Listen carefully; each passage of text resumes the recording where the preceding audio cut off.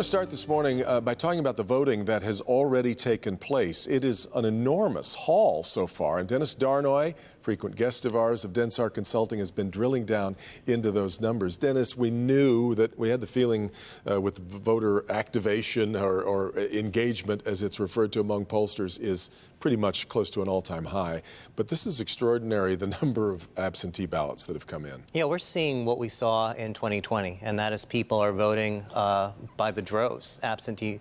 We're nearing right now 1 million votes absentee. The expectation is by election day, it's going to be 1.7, maybe as high as 2.2 million voters just on absentee alone. So for those saying, oh, well, it's just like it has been before. No, that was a presidential election. Exactly. For a midterm. This is kind of astonishing. Yeah, it is. And the thing is, what we are seeing is actually it's now both sides who are taking advantage of it. That's one of the things that you've found, because the playbook has been, for most of us, oh, well, these absentee ballots are mostly going to be Democrats, because in fact, we've even seen Republicans urging Republican voters not to vote absentee. Right. I think it's a weird strategy to not tell people not to vote, right. But you're starting to watch that change. Yeah, we are. So in 2020, Republicans essentially ceded the absentee field to Democrats, and the majority, overwhelming majority, voted at the ballot box. What we've seen now is we actually have 21 counties who voted for Trump in 2016 who have returned ballots at a 100% higher rate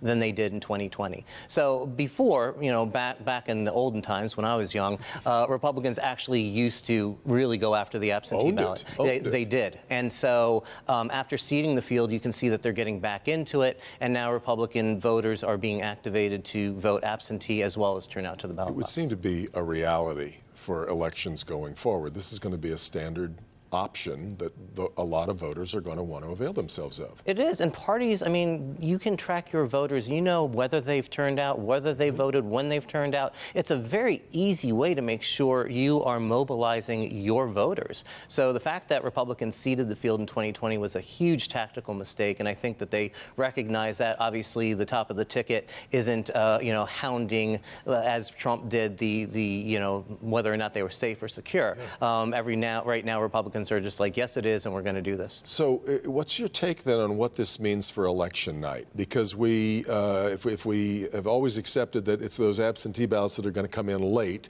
that created what was known as the red mirage the last time around, right. And that gave birth to a lot of, wait, something strange here happened, when it was really just the way that the votes were being counted. Right. So what we saw in 2018 and 2020 was a situation where, because Republicans almost exclusively were voting at the ballot box, the numbers for Republican candidates were incredibly high, and it looked like an inevitable Republican win. As absentee ballots votes started getting counted, and again, Michigan doesn't allow for them to early count, those are the votes that come in later. So all of a sudden, these Republican margins of victory started to decrease, and that lent itself to people saying, oh, wait, there's something going on. But the fact of the matter, it wasn't. We were just counting votes as they were coming in.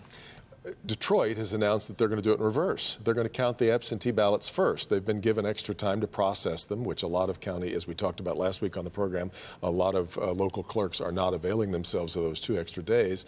Doesn't allow them to count them, just allows them to get them started. But in Detroit, they're going to count the absentees first. Try to give me your thumbnail on what you expect election night to look like, and how long will it be before we have winners?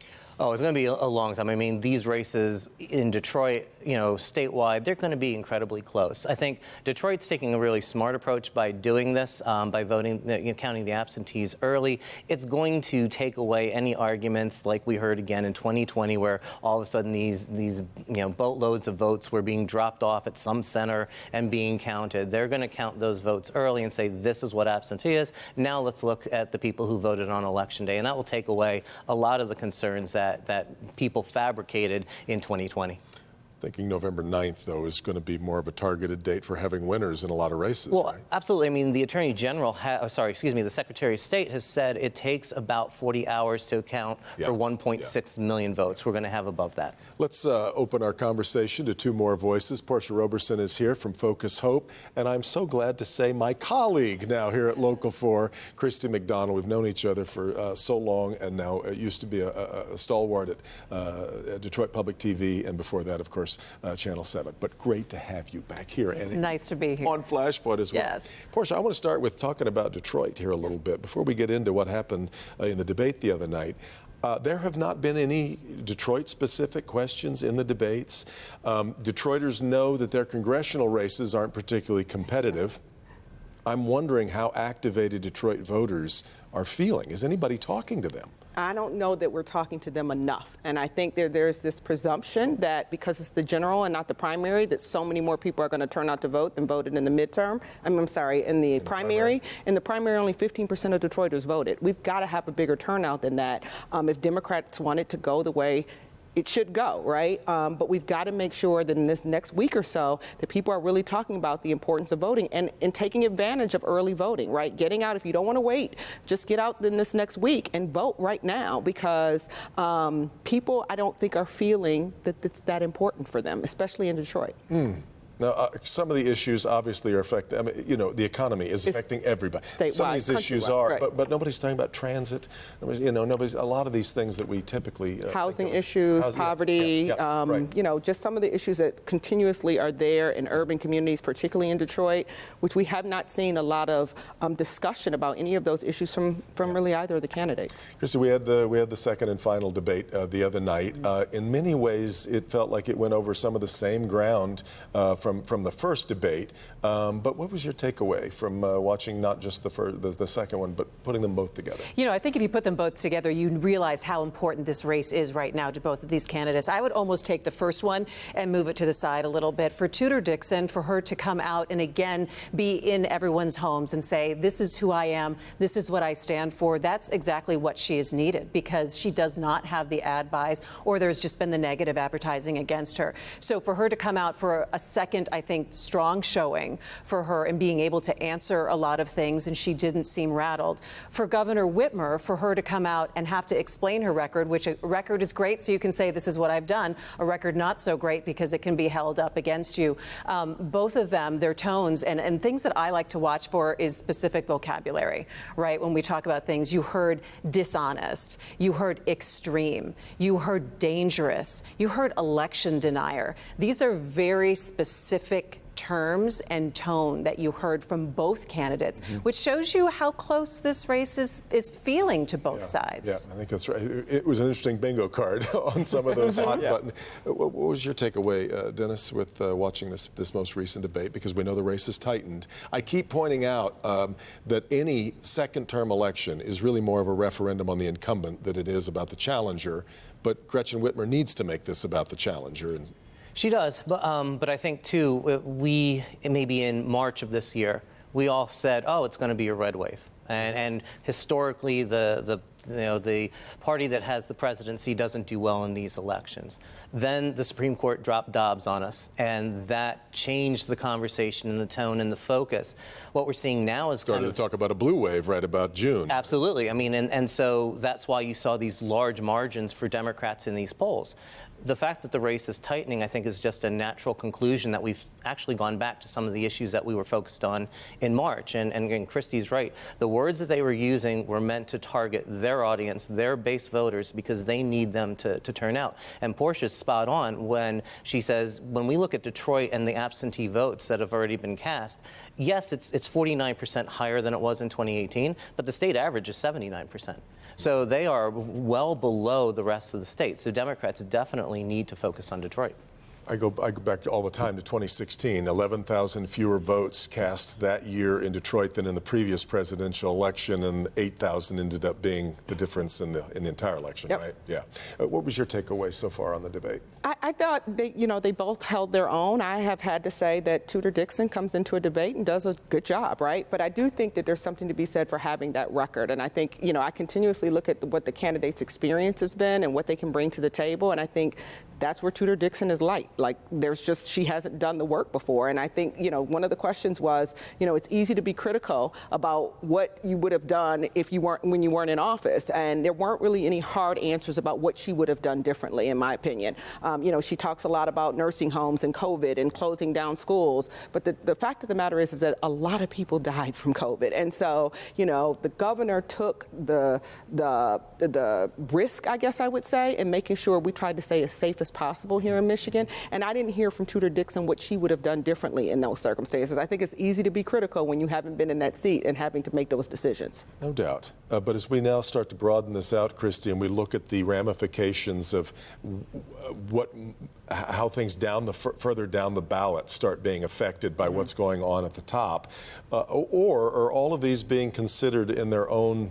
I'm trying to figure out how interconnected all these races are this year, or if each of these is being decided on its own merit. You know, I think they're all interconnected, really. I think people are looking at the larger philosophy of what they want the state of Michigan to be and how they are personally feeling in their city or in their township. We have a lot of school board races that are getting people very passionate about where they are. And they're looking at how is this going to impact me and our state legislature. We also have redistricting. That is going to change things very much. So those are the things that I'm watching as well. It makes it such a, I mean, none of us have ever, the candidates have never run in these districts, voters have never voted in these districts, and we've never watched them counted. One thing I will have to say for people who are voting, and last night we heard it, just taking it back to the debate, saying, well, she's not telling you the truth. And the next, she's not telling you the truth, that I would tell people to start to source information. Take some of those things that you heard last night, take some of the things that you're seeing on the ads, do your research and to find out exactly who is telling the truth, and it's usually a lot more nuanced there, and get to know the people who are running for your state senate, for your legislature, because they're the ones that are making key decisions that will really impact what Michigan is going to be looking like in the next 4 years. One thing to be said about absentee voting, you can sit there in front of all of your different sources of information that you want. Give me your thoughts about what's happening elsewhere down the ballot. We've talked enough about the governor's race. Sure, and I appreciate both what Christy and Portia said, but I wonder if we're not in an era of negative partisanship, meaning it really doesn't matter what your candidate stands for as long as they're not wearing the jersey of the other team. And I think we've seen a lot of that where, you know, whether someone is qualified for an office or not, that doesn't really seem to be preeminent in some voters' minds. And obviously we go back to 2016 and you talk about whether or not someone had the qualifications to run a country. So, you know, when we look at some of these races and the state senate races, you know, I think there are going to be a lot of voters who may not know a lot about the candidate that they're supporting, but they know that they're playing for their team and not the other one. That does feel like where we are, Portia. Absolutely. I mean, and it's scary because, you know, particularly we talk about the attorney general race, right? I think, you know, as a lawyer, totally unqualified on the Republican side. I don't know how he got the endorsement of, you know, at the convention. I don't know how he's on the ticket, but he is, right? And I think there will be people who vote for him. That race is extremely close. And I think it's because people are just voting with whomever is on their team and not looking at the qualifications to be attorney general. Even the proposals, we seem to, you know, watching back to the governor's debate, they can't find anything to agree on except they gave a nod to each other over being mothers. Right. Which is its own yeoman effort. Again, if we do step back for a moment and say we are looking at history, we are looking at two women who are running for the top job in the state of Michigan, and they are both mothers, and I am sure they are juggling. So I will have to, we'll have to give it to them on that one. They did actually have one area of agreement the other night, and that was that both of them are vowing not to require the COVID vaccine for children. But other than that, trying to find any level of agreement between them, it seems like a fool's errand. I can't find much. No, and there isn't. And that's, in some ways, the beauty of this election. You have two people who are diametrically opposed to where they want to take Michigan. The beauty of this election. I've been trying to figure out what that was, and there it is. Yeah. One of the things, though, that I'll let both of you weigh in really quickly, I noted this in a blog the other night. Hardly anybody is talking about how historic it is that we have two women running. Not talking about it might be a sign of progress. It might be, because it's not something that we see as unusual anymore, right? And I think that that's fantastic, not only for the women of Michigan, but for girls and boys of Michigan, that they see this as par for the course. And the next 2 weeks are going to be intense, let's be honest, in what we're going to be watching. I would like to take the week off, I think. You can't, Devin. You've got to come back. Yes, we'll be here. Yeah. Gang, thanks very much for a really, really interesting conversation. When we come back, you remember the old Say Nice Things About Detroit campaign? Emily Gale still spreading that word everywhere. Well, it's happening. A lot of great things are being said about Detroit. They don't always seem to be coming from Detroiters. Rochelle Riley, my guest next when Flashpoint continues.